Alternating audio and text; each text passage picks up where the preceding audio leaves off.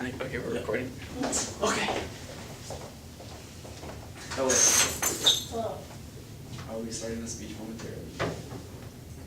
Please stand by. Stopwatch. Okay. Sweet. Hello, my name is Griffin Roberts, and today I will be giving a speech over why I think it needs to be more difficult to obtain a driver's license, and why we as current drivers need to be more careful on the road. So, in 2016, the U.S. Department of Transportation said that 37,000 people were killed on the road. Those were occupants of vehicles. I know, it's a big number. Also, a Time magazine article said that in 2016, 38,000 people were killed by gun violence. That's not correlated, obviously, but that shocked me whenever I saw those two stats because, well, vehicles aren't meant to harm people, so why are those stats so similar? So then I started thinking about the root of the problem, and I came to the conclusion that we need to educate young drivers better before we put them on the road.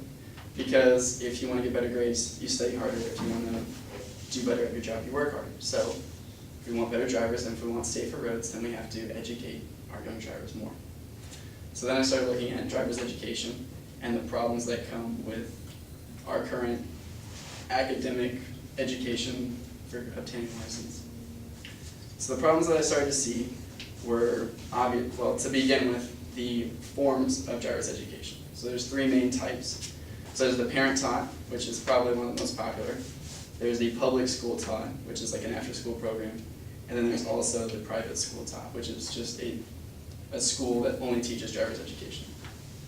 So the problem I saw with parent-taught was that parents usually end up instilling in their kids the way that they drive. And sometimes that's not always the best way to teach your kid how to drive, because we all know parents make mistakes. School taught, as in the after-school program, does take longer.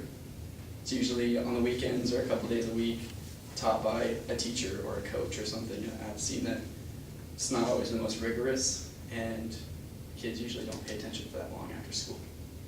So, and then the third is the private taught, and that's the one that I took whenever I was learning to drive and get my license.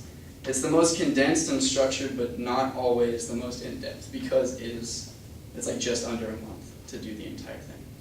So you're not always getting, I guess, the most bang for your buck, but you are getting, I guess, a really condensed version of driver's ed.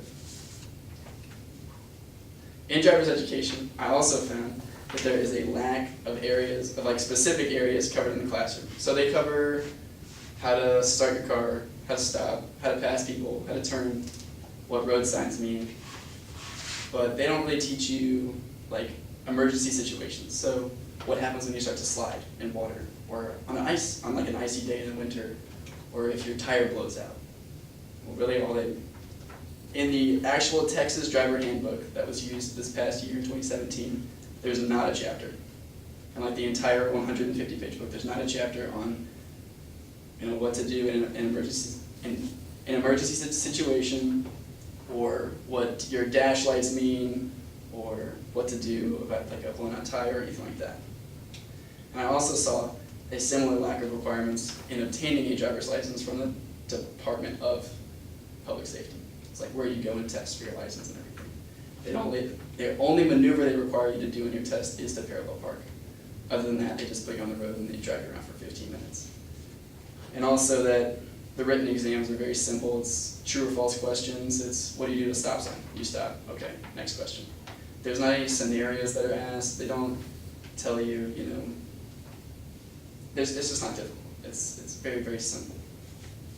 And so some solutions that I've thought of are to extend what is covered in the driver's education course in the classroom. So talk about what all these lights mean on vehicles. What does your check engine light mean? What does your tire pressure light mean?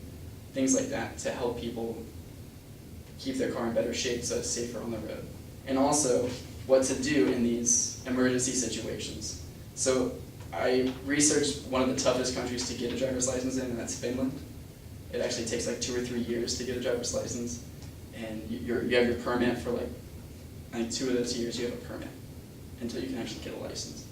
And what they do is they practice virtually with like the headset and the little like video game stuff. They practice driving like that, and then they also get to practice behind the wheel on these things called wet courses. And so in the summer, they'll spray down a parking lot with water and oil, and then you get to like just do donuts and practice that. And then also in the winter, they spray water and let it freeze, and then so you get to practice hydroplaning and sliding on ice and how to control your vehicle. So if you're ever in that situation, you don't crash and die like Americans do. Also to cover basic car maintenance, such as checking oil and tire pressure. So you know how to take care of your vehicle whenever you have it, because part of driving is owning a vehicle, and that you're taking on the responsibility of taking care of that vehicle, so it's safe on the road for you. Also would be, I want to increase the difficulty of the testing with the Department of Public Safety, to include scenarios in the testing, and also include more maneuvers in the actual road test, not just simple true and false, fill in the blank, like vocabulary kind of questions. Some of the pros that I find to be changing, well, that would come with changing the driver's education courses, is to decrease roadway fatalities. If we have better drivers, we're going to have safer drivers, we're going to have more educated drivers, and that's going to lead to less accidents and deaths on the road. And then that's also going to lead to future generations of better drivers. So, if you teach one generation how to drive well, then hopefully they will instill that in their kids, and then their kids' kids and all that kind of stuff, and just create safer roads in the long run. And also, cars would all have an increased lifespan because people know how to take care of them, and we wouldn't be totaling vehicles right out of the gate and forgetting to change our oil for 8,000 miles and driving on bald tires and stuff like that. In conclusion, driver awareness is an important issue that we need to confront, especially with all the distractions today, such as Bluetooth and our smartphones and Tesla. I mean, they have cars that drive for you, and as cool as that is, I personally don't trust a vehicle that can drive for you. I think it's not cool.